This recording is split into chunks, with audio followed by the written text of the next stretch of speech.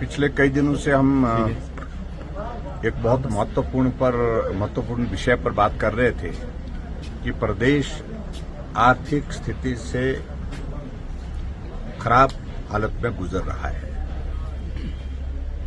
और बार बार इस बात को लेकर के मुख्यमंत्री जी ने भी कहा, कई सभाओं में कहा, कई कार्यक्रम में कहा, विधानसभा के अंदर भी कहा। और यहां तक कि विधानसभा के अंदर उन्होंने एक स्टेटमेंट दिया जिसमें उन्होंने कहा कि मंत्री और सीपीएस 2 महीने तक अपना सैलरी और ऑनरेरियम जो है उसको विलंबित करेंगे, यानी कि दो महीने के बाद लेंगे। और स्वाभाविक रूप से इसकी गंभीरता को समझते हुए हम अच्छी तरह से जान सकते हैं कि प्रदेश का आर्थिक संकट के दौर में से गुजर रहा है। और आज 2 तारीख है महीने की, सितंबर की 2 तारीख है। सैलरी 1 तारीख को ही कर्मचारियों को और पेंशनर्स को पेंशन मिल जाती है, लेकिन बहुत लंबे समय, मुझे याद नहीं पहले कब ऐसा हुआ है, जबकि 2 तारीख होने के बावजूद भी अभी तक कर्मचारियों को सैलरी नहीं मिल पाई और जो पेंशनर्स हैं, पेंशनर्स को पेंशन नहीं मिल पाई।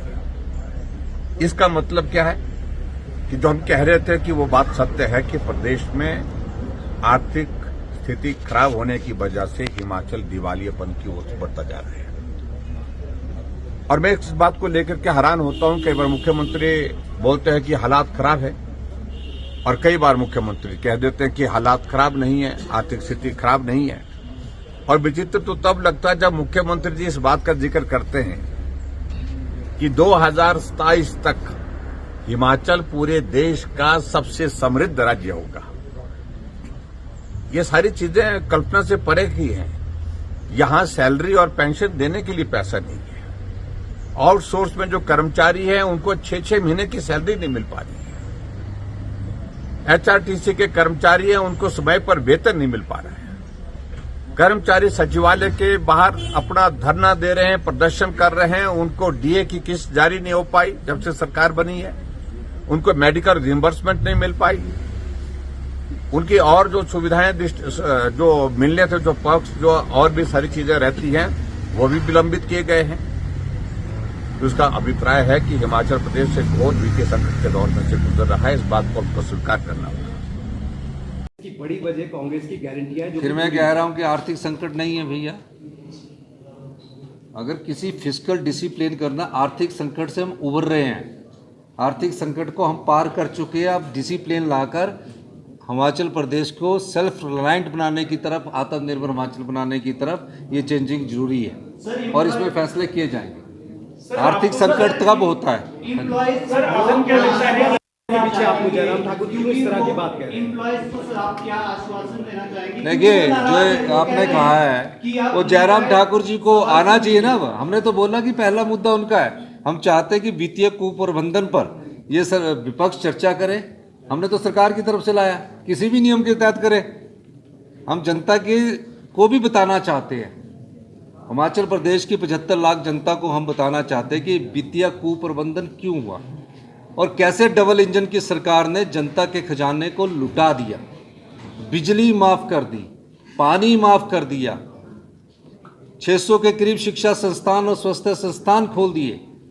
इन सब चीज़ों को अगर वो चर्चा लाएंगे, नहीं लाएंगे तो हमारे द्वारा चर्चा लाई जाएगी और हम जनता को बताना चाहते हैं, हम जनता को जागरूक करना चाहते हैं कि जब कोई नीतिगत फैसले नहीं होते तो प्रदेश की अर्थव्यवस्था का उसका क्या प्रभाव पड़ता है।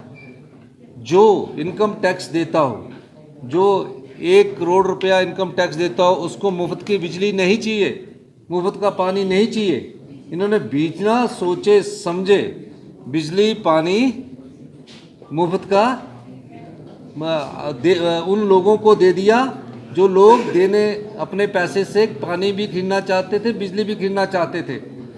किसको मुफ्त में मिलनी चाहिए? जो गरीब है उसको मुफ्त में मिले, कोई दुख नहीं है, चाहे पानी है चाहे बिजली है। तो इन सब चीज़ों के मद्देनजर जयराम जी ने जो 5 साल इस प्रदेश के खजाने को लुटाया है, उस दृष्टिकोण से उन्हें चर्चा लानी चाहिए। हमारी सरकार किसी भी नियम के तहत उन चर्चा को तैयार करने के लिए तैयार। जैसा कि आपको विदित ही है कि कर्मचारियों को 1 या 2 तारीख को सैलरी मिल जाती थी, लेकिन इस बारी ऐसा नहीं हुआ।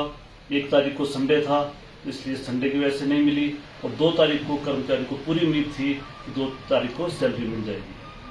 2 तारीख को सैलरी ना मिलने की वजह से कर्मचारियों में भारी रोष है और परेशानी भी बहुत झेल रहे हैं, क्योंकि कर्मचारियों की बहुत सारी देनदारी होती है।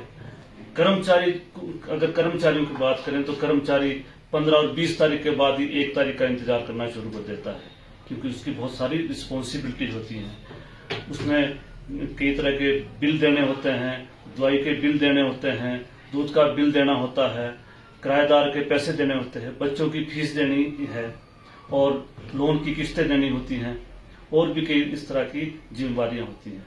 लेकिन इस बारी 2 तारीख को सैलरी नहीं मिली तो लोगों में बहुत निराशा है। लोगों को यहाँ हमारे कर्मचारी साथियों ने यहाँ तक बताया कि हमारे पास तो केवल आज 50 रुपए हैं, तो हम सब्जी ले जाने लायक है ना दूध ले जाने लायक है। तो एक कर्मचारी ने तो यहाँ तक बताया कि आज उनने चाय भी जो है बिना दूध की पी, क्योंकि उनके पास दूध के लिए भी पैसे नहीं थे। एक कर्मचारी ने बताया कि आप कुछ ना कुछ कदम उठाइए। इसमें संगठन से आग्रह किया कि उसकी पत्नी का जो इलाज है पीजीआई से चल रहा है, उसने टेस्ट कराने हैं, तो उसके पास आज टेस्ट कराने के लिए भी उसके पास पैसे नहीं है। तो इसी तरह की परेशानियों से हमारे कर्मचारी जूझ रहे हैं। तो ये तो हम यहाँ की बात करें, इसी तरह से परेशानियों से पूरा प्रदेश का कर्मचारी जूझ रहा होगा। तो जैसा कि आपको ज्ञात ही है कि बजट में जो है सैलरी का प्रावधान कर दिया जाता है। सैलरी के साथ साथ 2 डीए की किस्तों का भी प्रावधान होता है, और वो बजट में पास किया जाता है। विडंबना यह है कि बजट पास होने के बावजूद आज सैलरी क्यों नहीं मिली, इस बारे में ना तो कोई नोटिफिकेशन जारी की गई, ना इस तरह की कर्मचारियों को कोई सूचना दी गई। इसलिए भी कर्मचारियों में इसके बारे में बहुत रोष है।